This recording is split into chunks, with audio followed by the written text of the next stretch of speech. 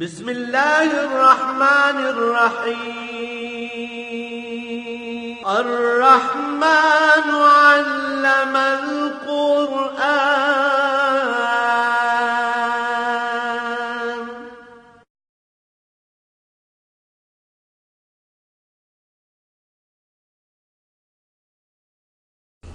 الحمد للہ رب العالمین والصلاة والسلام علی حبیبہ محمد وآلہ وصحبہ اجمعین. اعوذ باللہ من الشیطان الرجیم. بسم اللہ الرحمن الرحیم. وما اصابکم یوم التقى الجمعان فبإذن اللہ وليعلم المؤمنین وليعلم الذین نافقوا وقیل لهم تعالوا قاتلوا فی سبیل اللہ او ادفعوا قالوا لو نعلم قتالا لاتبعناكم هم للكفر يومئذ أقرب منهم للإيمان يقولون بأفواههم ما ليس في قلوبهم والله أعلم بما يكتمون. اللهم سبحانك لا علم لنا إلا ما علمتنا إنك أنت العليم الحكيم. مولاي صل وسلم دائما أبدا على حبيبك خير الخلق كلهم.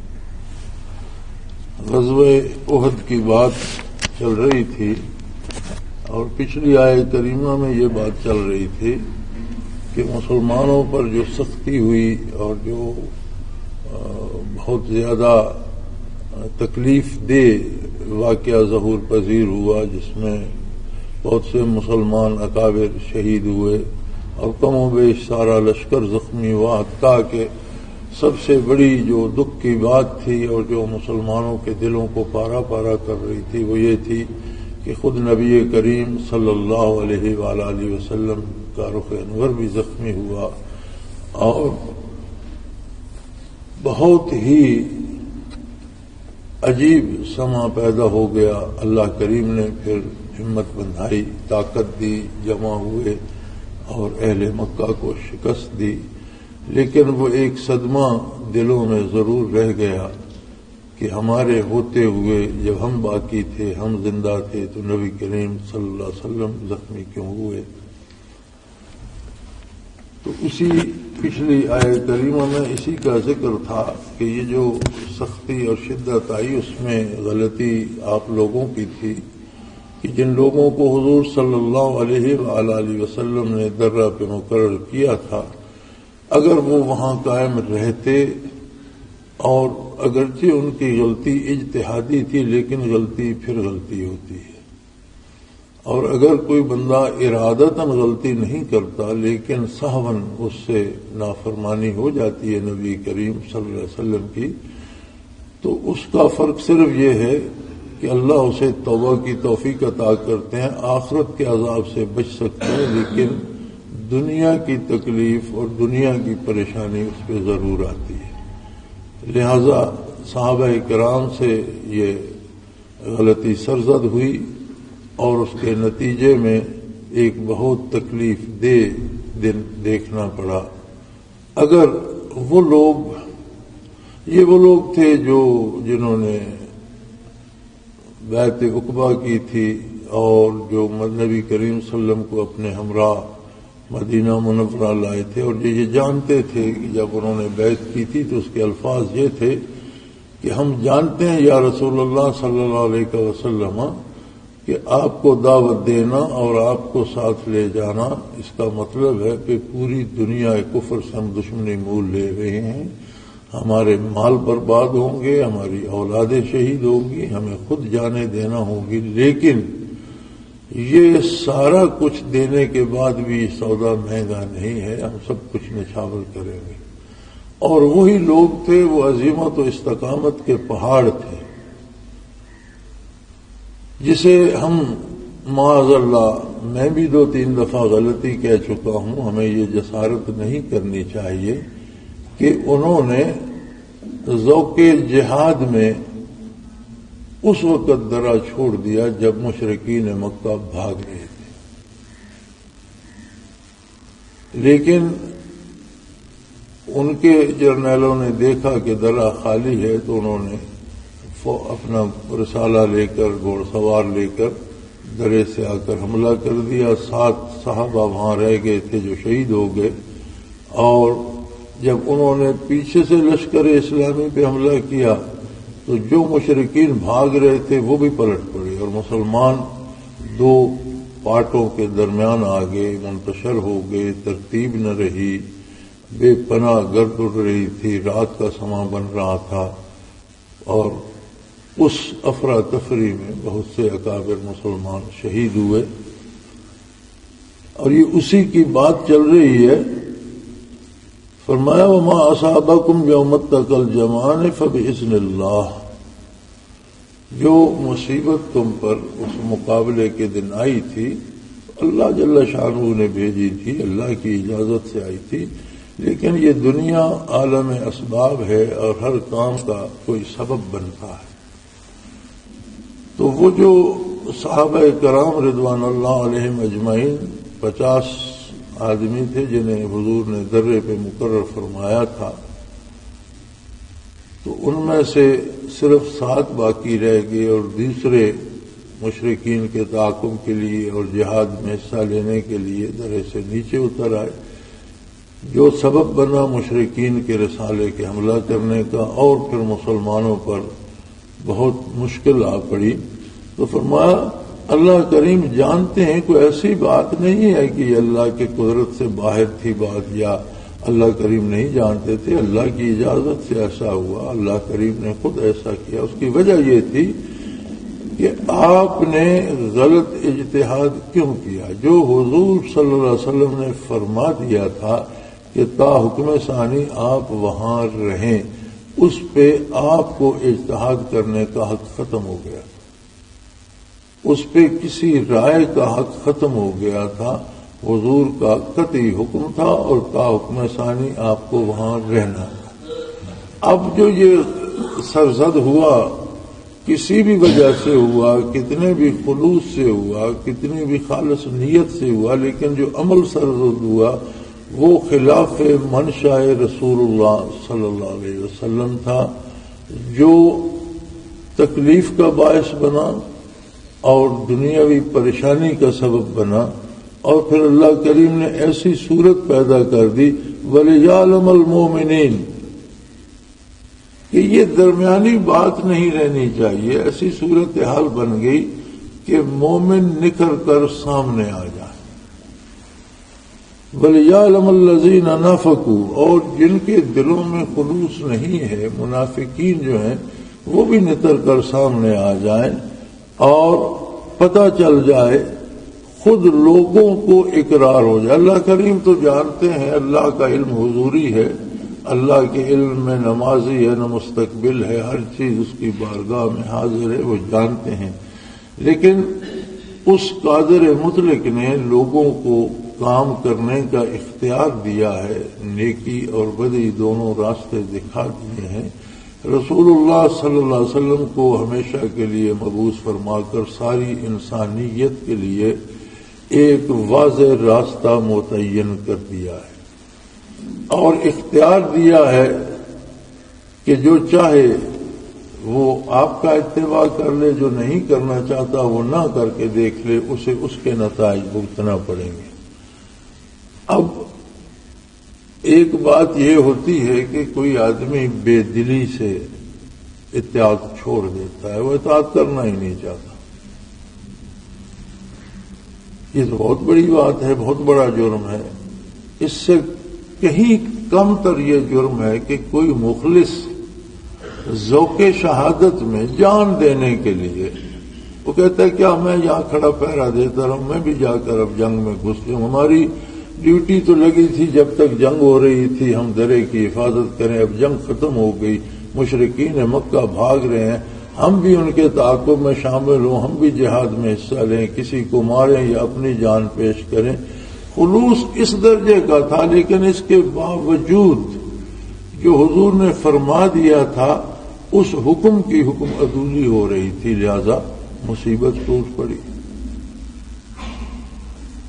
اب ہم یہ چاہتے ہیں, اور تقریباً میں یہ سمجھتا ہوں کہ ہر مسلمان اس وقت تو کم از کم پاکستانی مسلمان کو اس وقت اللہ کریم سے بڑے خفا خفا اور ناراض دکھائی دیتے ہیں کہ ہم مسلمان بھی ہیں اور ہم پر روزانہ ایک نئی مصیبت آ جاتی ہے، ہمارے حالات بالکل غیر یقینی ہو گئے ہیں اور ہم آپس میں لڑ رہے ہیں، آپس میں مر رہے ہیں اور کوئی سمجھ نہیں آ رہی۔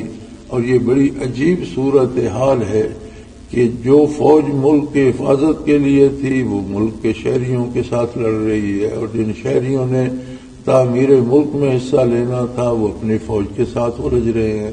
تو یہ ایک ایسی عجیب صورتحال ہے کہ میں سمجھتا ہوں کہ یہ بہت ہی بڑا عذاب الہی ہے۔ لیکن کیا ہم یہ تکلف کریں گے کہ ہم اطاعت پیغمبر صلی اللہ علیہ وسلم کس درجے میں کر رہے ہیں؟ کبھی یہ سوچنے کی کوشش کریں گے؟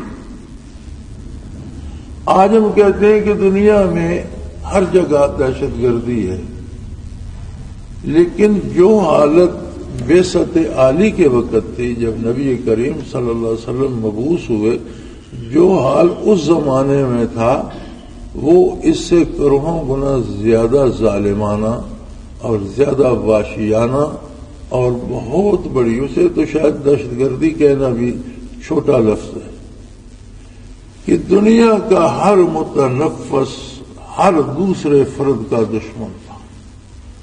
جو وضاحت قرآن کریم نے منظر کشی کی ہے اس زمانے کی، فرمایا وَكُنْتُمْ أَعْدَاءً، تم سب صرف دشمن تھے، باپ بیٹے کا دشمن، بھائی بھائی کا دشمن، خاندان خاندانوں کے دشمن، قومیں قوموں کے دشمن، ملک ملکوں کے دشمن، دنیا میں صرف دشمنی تھی۔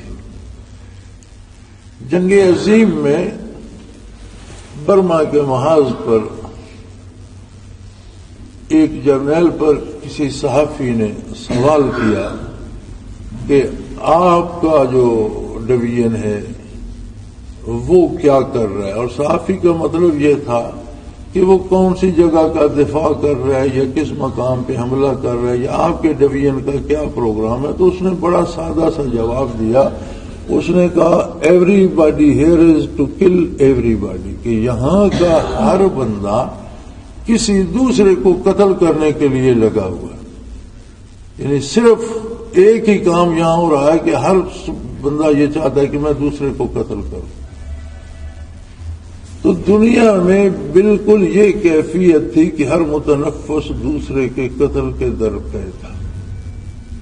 پھر اس طوفان ظلم و جور میں ایک چھوٹی سی ریاست نمودار ہوئی، ریاست مدینہ منورہ، نبی کریم صلی اللہ علیہ وسلم کے دست مبارک سے جس کی بنیاد پڑی، اور سب سے پہلے جس طرح آتش کدہ نمرود میں ایک گلزار رونما ہوا تھا جہاں ابراہیم علیہ السلام کو پھینکا گیا تھا، اسی طرح دنیا کے اس علاؤ میں ایک جنت پیدا ہوئی، ایک گلشن پیدا ہوا، ایک گلزار پیدا ہوا، وہ چھوٹی سی ریاست جس میں باد نسیم بھی چلتی تھی، جس میں گل بھی کھلتے تھے، جس میں بہاریں ہی بہاریں تھیں، اور ارد گرد دنیا میں ہر طرف جنگ کی آگ لگی ہوئی تھی۔ اور پھر یہ ریاست مدینہ منورہ جوں جوں پھیلتی گئی، حضور صلی اللہ علیہ وسلم جب تک دار دنیا میں جلوہ افروز تھے، جزیرہ نمائے عرب تک یہ ریاست پھیل گئی، اور وہ جزیرہ نمائے عرب جسے ارد گرد کی حکومتیں اپنے اقتدار میں شامل کرنے کو تیار نہیں تھیں، وہ ان کے لیے ایک مثالی ریاست بن گئی۔ حضرت عدی رضی اللہ تعالی عنہ، عدی بن حاتم، حاتم طائی کے فرزند تھے اور مسلمان ہوئے، مشرف باسلام ہوئے۔ تو فتح مکہ کے بعد انہوں نے فتح مکہ سے پہلے مسلمان ہوئے، فتح مکہ سے پہلے انہوں نے حضور اکرم صلی اللہ علیہ وسلم پہ سوال کیا کہ یا رسول اللہ صلی اللہ علیہ وسلم، یہ اتنا ظلم ہو رہا ہے کہ آپ کی ذات ستردہ صفات تک کو حرم میں داخل نہیں ہونے دیا جا رہا، آپ کو ایذا پہنچائی جا رہی ہے، اور کسی کے تو پوچھنا ہی کیا ہے، جب اللہ کے رسول صلی اللہ علیہ وسلم کو ایذا پہنچائی جا رہی ہے تو پھر باقی لوگوں کا کیا حال ہوگا؟ تو کبھی یہاں امن بھی ہوگا؟ حضور اکرم صلی اللہ علیہ وسلم نے فرمایا کہ اے علی اگر تم زندہ رہے تو تم دیکھو گے کہ ربع الخالی سے ایک خاتون روانہ ہوگی اور اس کے ساتھ کوئی دوسرا فرد نہیں ہوگا، محض اللہ کے بھروسے پہ نکلے گی، اپنی پوٹلی اس نے بغل میں دبائی ہوگی اور وہ بیت اللہ پہنچے گی، بیت اللہ کا طواف کرے گی اور اکیلی واپس چلی جائے گی۔ ربع الخالی عرب جزیرہ نما عرب کے جنوب مشرقی حصے میں ہے اور ایک بہت بڑا صحرائی علاقہ ہے جس میں آبادی نہ ہونے کے برابر ہے، اس لیے اسے ربع الخالی کہا جاتا ہے۔ وہ تقریباً صحرا کا ایک چوتھائی حصہ ہے جو بالکل آبادی جہاں نہ ہونے کے برابر ہے، اور آگے راستے میں جو آبادیاں تھیں ان میں سارے وہ لوگ تھے، وہ قبائل تھے جو پیشہ ور ڈاکو تھے، اور اسی راستے میں بنو طے کے قبائل بھی آتے تھے جن کا فرد تھے حضرت عدی بن حاتم رضی اللہ تعالی عنہ، اور حاتم کو تائی اسی لیے کہتے ہیں کہ وہ بنو طے کے سرداروں میں سے تھے۔ تو فتح مکہ کے بعد وہ فرماتے ہیں کہ میں بیت اللہ شریف میں بیٹھا تھا، میں نے ایک عمر رسیدہ عورت کو طواف کرتے دیکھا اور اس سے روک کر پوچھا کہ تم کہاں سے آئی ہو؟ تو اس نے کہا کہ میں ربع الخالی سے آئی ہوں۔ تو میں نے پوچھا تمہارے ساتھ کون ہے؟ تو اس نے کہا میرے ساتھ اللہ ہے۔ اور واپس کیسے جاؤ گی؟ اس نے کہا جیسے آئی ہوں ویسے واپس جاؤں گی، اور تمہیں راستے میں کوئی خطرہ نہیں؟ اس نے کہا مجھے کوئی خطرہ محسوس نہیں۔ جبکہ اس وقت حضرت عدی بن حاتم نے نبی کریم صلی اللہ علیہ وسلم کی خدمت میں عرض کیا تھا کہ یا رسول اللہ، اگر ایک عورت بغیر کسی ساتھی کے اکیلی سفر کرے گی تو یہ بنو طے کے ڈاکو کہاں جائیں گے؟ چلو باقیوں کو تو چھوڑ دو، جو ہمارے قبیلے کے ان کو کیا ہوگا؟ تو حضور نے فرمایا تم دیکھ لو گے۔ تو وہ وصال نبوی کے بعد بیت اللہ میں بیٹھے اور انہوں نے یہ حال دیکھا تو یہ واقعہ بیان کیا کہ مجھے نبی کریم صلی اللہ علیہ وسلم نے یہ پیش گوئی سنائی تھی، یعنی وہ لوگ جو پیشہ ور ڈاکو تھے وہ محافظوں میں تبدیل ہو گئے۔ یہ تھا اسلام اور پیغمبر اسلام صلی اللہ علیہ وسلم کے انصاف اور عدل کا نتیجہ۔ جتنا ظلم پہلے ہوتا تھا، لوگ ظلم کرتے تھے، اس کی وجہ یہ تھی کہ ان لوگوں پر ان کے ارباب اختیار ظلم کرتے تھے، ارباب اقتدار ظلم کرتے تھے۔ ایک طرف وہ لوگ مظلوم ہوتے تھے انتقاماً، دوسری طرف وہ ظالم بن جاتے تھے۔ جب ان سے طاقتور ان پہ ظلم کرتے تھے، وہ اپنے سے کمزوروں پہ ظلم کرتے تھے۔ ایک گھر کا، ایک خاندان کا صفایا اگر فوجی بم کر دیتے ہیں، ان میں سے کوئی ایک آدھ بچتا ہے تو وہ بم لے کر سیول میں چلا جاتا ہے، کچھ لوگوں کو وہ بھی مار دیتا ہے، اس کے دل کی بھڑاس بھی نکل جاتی ہے، وہ خود بھی مر جاتا ہے، کچھ لوگوں کو مار دیتا ہے۔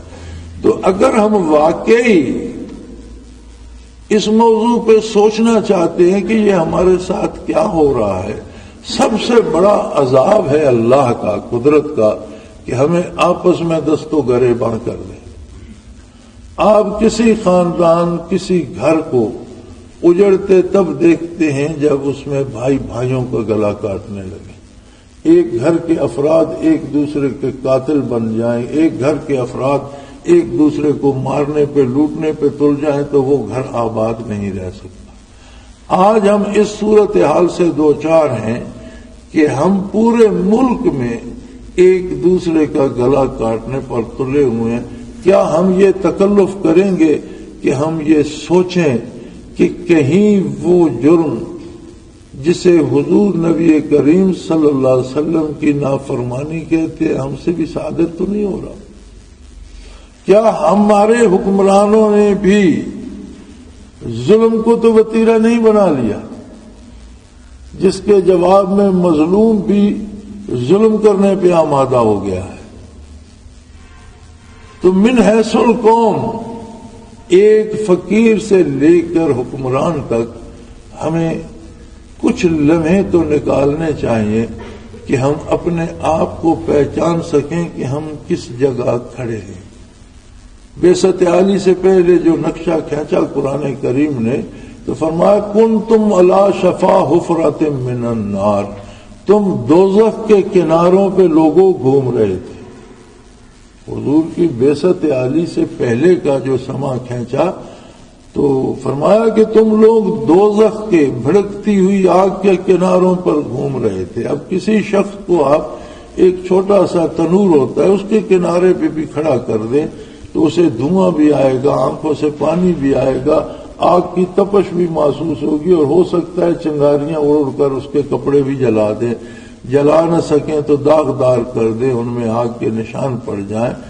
تو بعثت عالی سے پہلے تم دوزخ کے کناروں پہ گھوم رہے تھے. فَانْقَذَكُم مِّنْهَا, اپنے نبی کو مبعوث فرما کر اللہ نے تمہیں وہاں سے اچک لیا.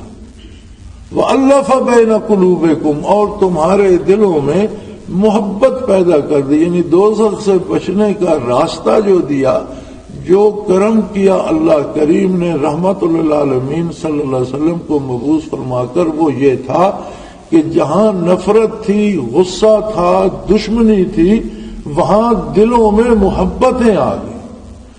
جو لوگ چھین کر کھانے کے عادی تھے وہ خود فاقے سے رہنے لگے اور اپنا کھانا غربا کو دینے لگے. جو لوگ ظلم کرتے تھے وہ نہ صرف عدل کرنے لگے بلکہ عدل کے امین بن گئے اور ظلم کے خلاف سینہ سپر ہو گئے. اور نہ صرف وہ چند لوگ بلکہ آپ دیکھتے ہیں تاریخ عالم میں کہ روئے زمین کو اسلام نے عدل سے بھر دیا. جب ممالک یا شہر فتح ہوتے ہیں, آپ نے اپنے سامنے ڈھاکہ کو فعال ہوتے ہوئے دیکھا. اگر کسی نے بھی کچھ تھوڑا سا اس زمانے میں مطالعہ اخبارات کا کیا ہے یا جو اس پہ کتابیں لکھی گئی ہیں وہ پڑھیں تو پتہ چلے گا کہ کتنی قتل و غارت گری ہوئی, کتنے ہمارے فوجی وہاں ظلمن شہید کیے گئے اور سول کے کتنے لوگ ظلمن تباہ کیے گئے, ادارے تباہ ہوئے, خاندان تباہ ہوئے اور بڑے بڑے خاندان رسوا ہو گئے, فقیر ہو گئے اور بھاگ گئے شہروں کو چھوڑ کر. تو قرآن نے جو منظر کشی کی ہے اس کی کہ ان الملوک اذا دخلوا قریۃ افسدوها وجعلوا عزۃ اہلها اذلہ وکذلک یفعلون, کہ جب فاتح فوجیں کسی بادشاہ کی کسی شہر میں داخل ہوتی ہیں, افسدوها, اسے تہ و بالا کر دیتی ہیں, اس کی اینٹ سے اینٹ بجا دیتی ہیں. وجعلوا عزت اہلها اذلہ, اور بڑے بڑے معزز خاندان رسوا ہو جاتے ہیں, ذلیل ہو جاتے ہیں, گھر لٹ جاتے ہیں, عزتیں برباد ہو جاتی ہیں, افراد قتل کر دیے جاتے ہیں. وکذالک یفعلون, اور ایسا ہی کیا جاتا ہے. لیکن اسلامی افواج نے وصال نبوی کے بعد 23 برسوں میں سائبیریا سے افریقہ تک اور ہسپانیہ سے چین تک اسلامی ریاست کو پھیلا دیا, اور یہ پوری معلوم دنیا کے 3 حصے بنتے ہیں. صرف عہد فاروقی میں سیدنا فاروق اعظم رضی اللہ تعالی عنہ کے زمانے میں 26 لاکھ مربع میل علاقہ فتح ہوا. 10 سالوں میں 26 لاکھ مربع میل علاقہ فتح ہوا, جس میں بین الاقوامی معیار کے جانے ہوئے شہروں کی تعداد 35,000 تھی. کتنی مخلوق اس میں بستی تھی. لیکن کمال یہ ہے کہ فاتحین داخل ہوئے, کسی کو رسوا نہیں کیا, کوئی گھر نہیں لوٹا, کسی کی عزت نہیں لوٹی, کسی کو تباہی کا سامنا نہیں کرنا پڑا, بلکہ جو لوگ جور و ظلم اور ستم کے شکار تھے ان کو عدل ملا. اور ان پورے برسوں میں آپ کو کسی بوڑھے کی کرا, کسی عورت کی آہ, کسی بچی کی چیخ سنائی نہیں دیتی. یعنی کمال یہ ہے کہ جہاں اسلامی افواج اتری, جہاں جہاں گئیں, انصاف کرتی, عدل کرتی اور امن پھیلاتی چلی گئیں. اور لوگ جو اپنے رویوں سے, اپنے حکمرانوں کے رویوں سے, اپنے مذہبی پیشواؤں کے رویوں سے, باطل مذاہب کے ہاتھوں ظلم کی چکی میں پس رہے تھے, انہوں نے جب ان داعیان اسلام کو دیکھا، مسلمان افواج کا کردار دیکھا تو وہ کلمہ پڑھنے لگے۔ بلکہ بڑا عجیب واقعہ ہے کہ محمد بن قاسم رحمۃ اللہ تعالی علیہ کو جب معمور کیا گیا کراچی، جسے اس وقت دیبل کہتے تھے، دیبل کی سلطنت پر فتح کرنے کے لیے حجاج بن یوسف نے حکم دیا، تو جب وہ داخل ہوئے ساحل مکران سے تو جو پہلا قلعہ تھا راجہ طاہر کا، اس پر جو جرنیل مقرر تھا اس کے ساتھ ان کا مقابلہ ہوا۔ وہ ایک لمبا قصہ ہے۔ یہ قلعے میں قلعہ بند تھے، وہ باہر سے حملہ آور تھے، ان کی طاقت فوجی بھی زیادہ تھی، وسائل بھی زیادہ تھے، ان کے پاس افرادی قوت بھی زیادہ تھی، لیکن جب مقابلہ ہوا یہ ہار گئے۔ قلعے پر مسلمانوں کا قبضہ ہوا، اسلامی جھنڈا لہرایا گیا، اور وہ جرنیل جو وہاں تھا وہ زخمی ہو کر گرفتار ہو گیا۔ اور وہ جو کمانڈر ان چیف، جسے ہندو سینا پتی کہتے ہیں، راجہ طاہر کے سینا پتی کا بیٹا تھا، اس کا باپ اوورال پوری راجہ طاہر کی فوجوں کا کمانڈر تھا۔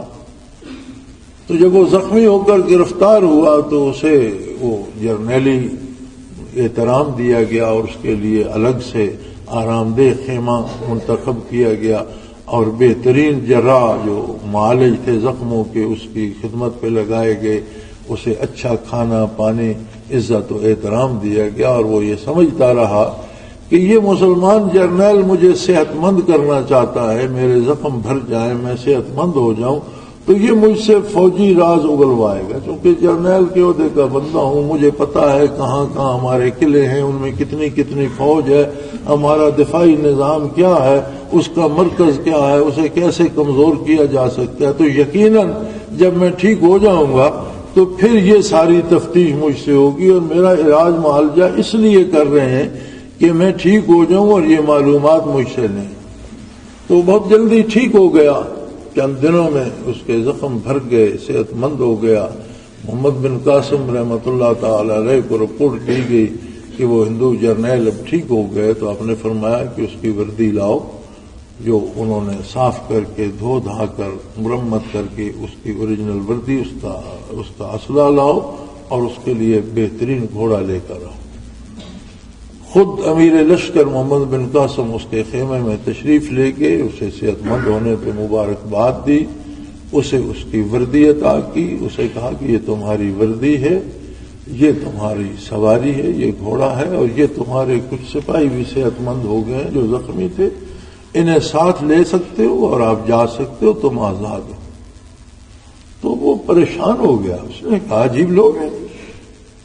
اس نے کہا یہ تمہاری بات میری سمجھ میں نہیں آئی، میں جرنیل ہوں، میں تمہارے خلاف لڑا ہوں، میں نے تمہارے لڑائی کا طریقہ دیکھا ہے، تمہارا فن حرب میں نے دیکھا ہے، باقی ہماری فوج نہیں جانتی کہ تم مسلمان لڑائی میں کیا طریقے استعمال کرتے اور کس طرح کے پیترے بدلتے ہو، میں جانتا ہوں، میں واپس جاؤں گا، میں نئی فوج لوں گا، میں تمہارے خامیاں خوبیاں دیکھ رہا ہوں، میں پھر تمہارے مقابلے میں کھڑا ہو جاؤں گا۔ انہوں نے ہنس کے فرمایا کہ بھائی دیکھو، ہماری تمہارے ساتھ کوئی دشمنی نہیں ہے، اگر تم پھر مقابلے میں آ جاؤ گے ہم پھر مقابلہ کر لیں گے، لیکن بہتر یہ ہے کہ تم اس بات کو سمجھو کہ ہم تمہیں غلام بنانے کے لیے نہیں آئے، بلکہ تمہیں غلامی سے آزاد کروانے کے لیے آئے۔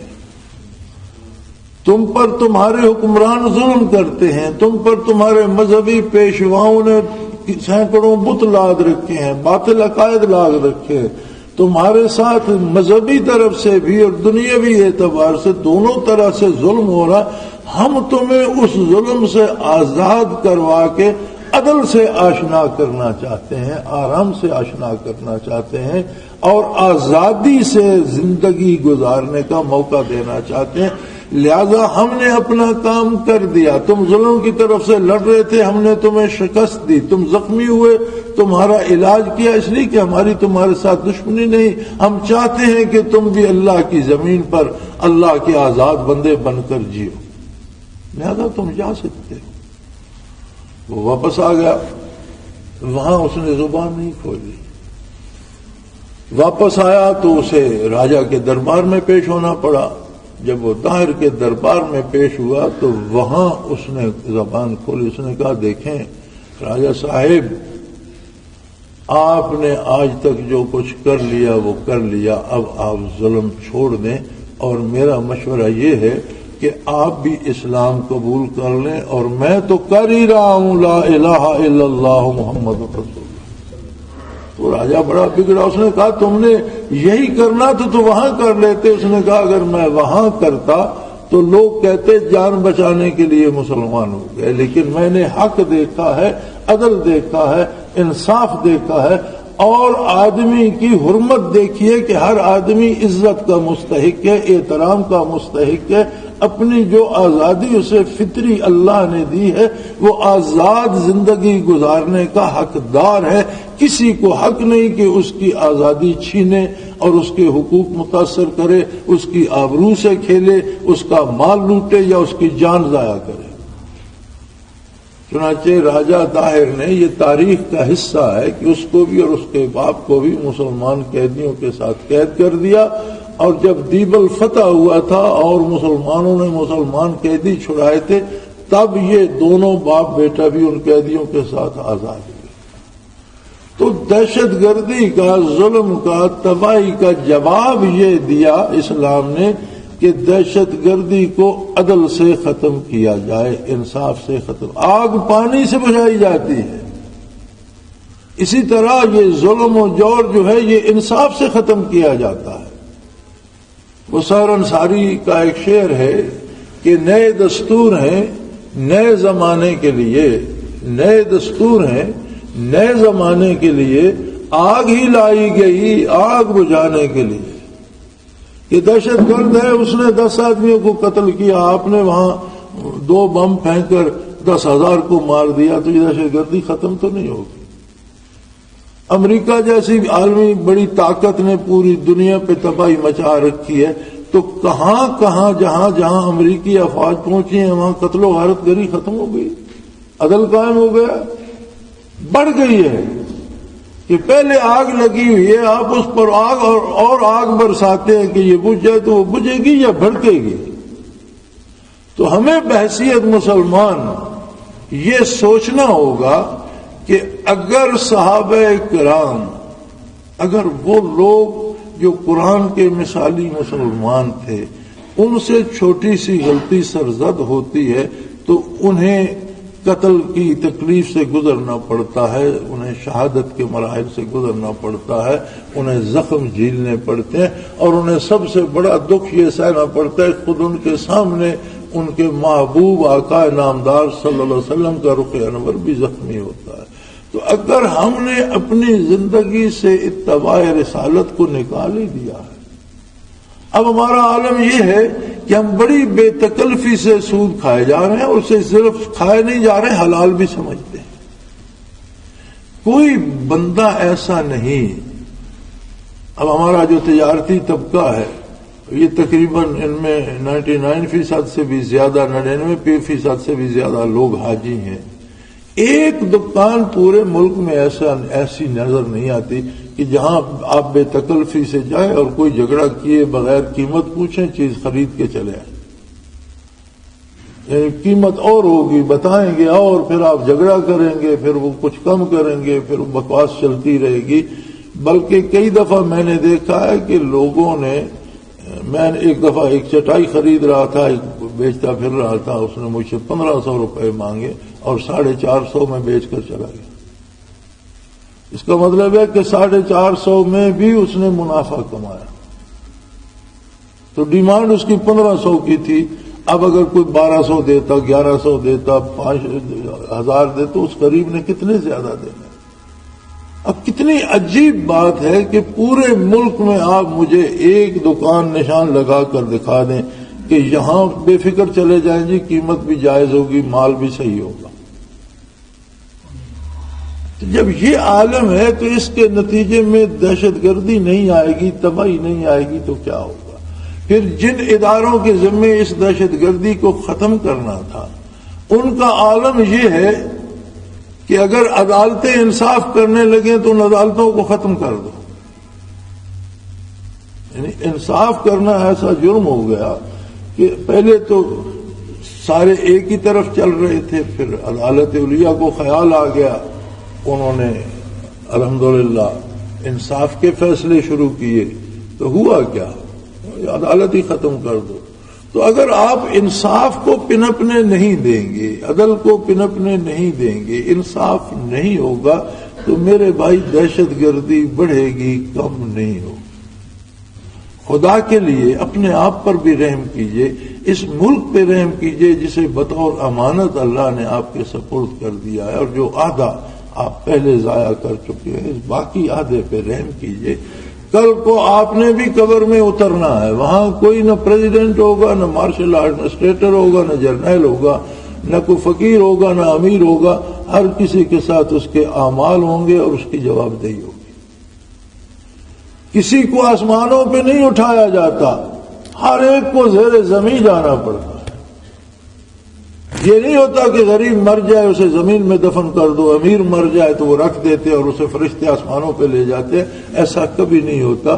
سارے لوگ طاقتور بھی طاقت ختم ہو جاتی ہے، حکمرانوں کی حکومتیں ختم ہو جاتی ہیں، اور سب کو زیر زمین جانا پڑتا ہے، اور یہی مٹی سب کو چھپاتی ہے اور اللہ کی بارگاہ میں پیش ہونا پڑتا ہے.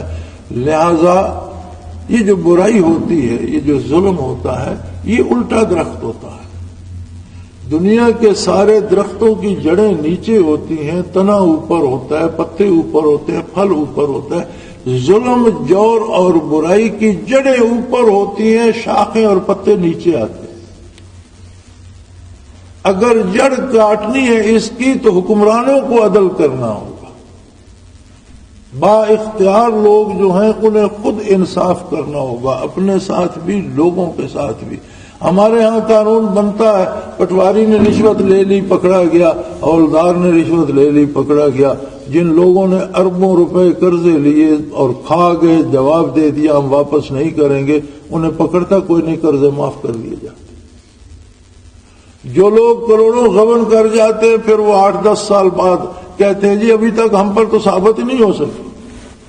ثابت کوئی کرے تو جنہوں نے آپ کے ذمہ لگایا وہ خود لوٹ رہے ہیں، کہ اب آج آپ پر ثابت کریں کل خود جیل جائیں. چوروں پر کیا ثابت کریں گے؟ تو کیا یہ نہیں ہو سکتا کہ ہم عام آدمی سے لے کر حکمران تک سب کلمہ گو ہیں، ہم عہد کریں کہ اے اللہ جو ہو گیا وہ تو معاف کر دے، آئندہ ہمیں حضور کے اتباع کی توفیق دے دے. کتنا آسان سا راستہ، کتنی سادہ سی بات ہے جس میں کوئی فلسفی نہیں ہے، کوئی بڑے اس بحث کی ضرورت نہیں ہے، کسی بڑے علامے کی ضرورت نہیں ہے، کوئی کسی بات میں تردد. سادہ سی بات ہے کہ یا اللہ ہم نے جو بھی کیا، کوئی بھی گناہ تیری رحمت کو عاجز نہیں کر سکتا. جو ہم سے ہوا وہ معاف فرما دے، ہمیں توبہ کی توفیق بھی دے، ہماری توبہ قبول بھی فرما، اور آج سے ہمیں عادلانہ زندگی گزارنے کی توفیق عطا کر دے. محمد الرسول اللہ صلی اللہ علیہ وسلم کا اتباع اختیار کرنے کی توفیق عطا کر دے. یاد رکھیں یہ صرف حکمرانوں اور حکومت کے لیے نہیں ہے، یہ ہم سب کے لیے بھی ہے، میرے لیے بھی ہے، آپ سب کے لیے بھی ہے. اور میں اور آپ ہم بھی 16 کروڑواں حصہ ہے پاکستان. کوئی بھی نہیں کرتا یار، ہم تو کر لیں، کوئی تو کرے، میں تو کر لوں، آپ تو کر لیں، ہم تو اللہ سے توبہ کریں تو جو عذاب، جو شدت میری اور آپ کی وجہ سے وہ تو کم ہو جائے. ایک جگہ آگ بھڑک رہی ہوتی ہے، آپ اس پہ مختلف لکڑیاں رکھتے جاتے ہیں، وہ بھڑکتی جاتی ہیں. اگر اس میں سے کچھ لکڑیاں کم کر دی جائیں تو یقیناً اس کے شعلے دھیمے پڑ جاتے ہیں. تو ہم بھی اس کا ایندھن بن رہے ہیں، ہم اپنے آپ کو درمیان سے نکال رہے ہیں. اللہ کرے کچھ شعلے تو مدھم ہو جائیں، ہم تو توبہ کریں. ہمارے اختیار میں تو ہے کہ ہم خود تو یہ کوشش کریں کہ یا اللہ مجھے توفیق عطا فرما کہ میں اپنے سارے کام اس طریقے سے کروں جس طریقے سے میرے پیارے نبی صلی اللہ علیہ وسلم نے حکم دیا ہے. جو ہو چکا ہے اللہ اسے معاف کر دے. میرا کوئی گناہ تیری رحمت کو عاجز نہیں کر سکتا، تیری رحمت میرے گناہوں سے وسیع تھا. تو یہ ایک طریقہ آج بھی ہمارے پاس ہے کہ ہم اس ظلمت سے، اس تاریکی سے اور اس جہنم کی آگ سے نکل سکتے ہیں۔ فرمایا یہ اس لیے تھا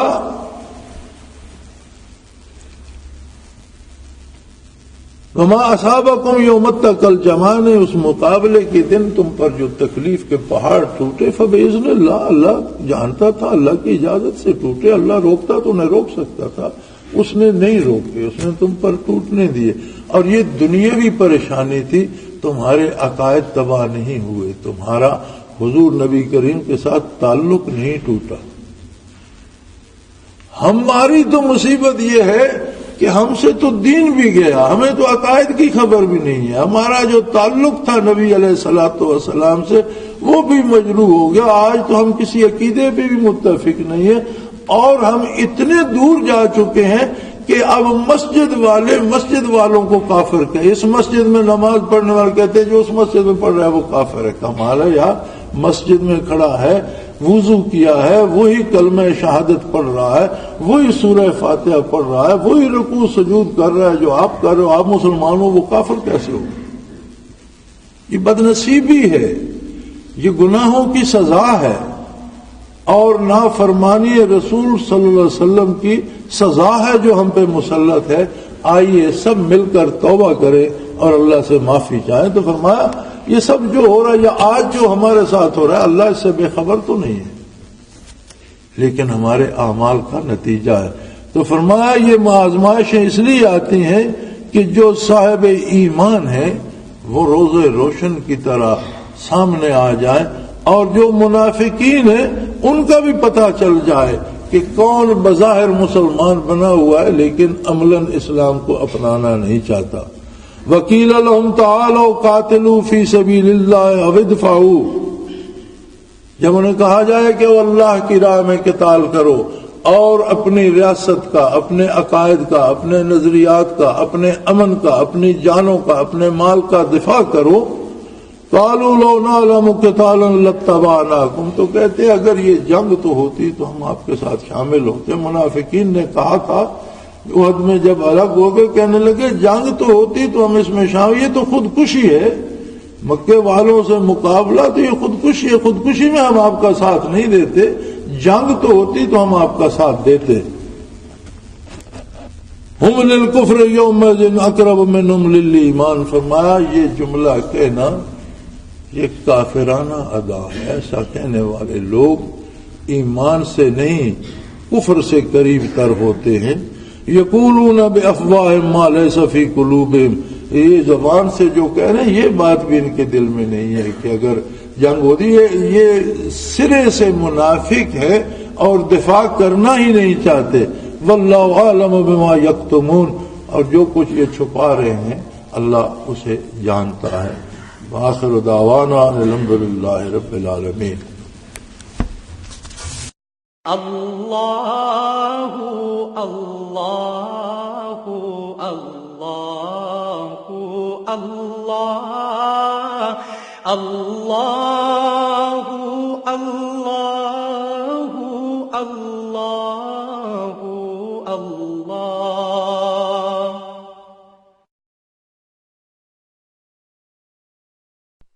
حضرت امیر محمد اکرم آوان مد ذلہ العالی دارالعرفان منارہ ضلع چکوال میں سالہ سال سے قرآن و حدیث کے اوپر خطابات کر رہے ہیں اور سلسلہ نقشبندیہ اویسیہ کے مطابق لوگوں کو ذکر الہی کی تربیت دے رہے ہیں۔ وہ قرآن پاک کی تفسیر ترتیب وار بیان کر رہے ہیں۔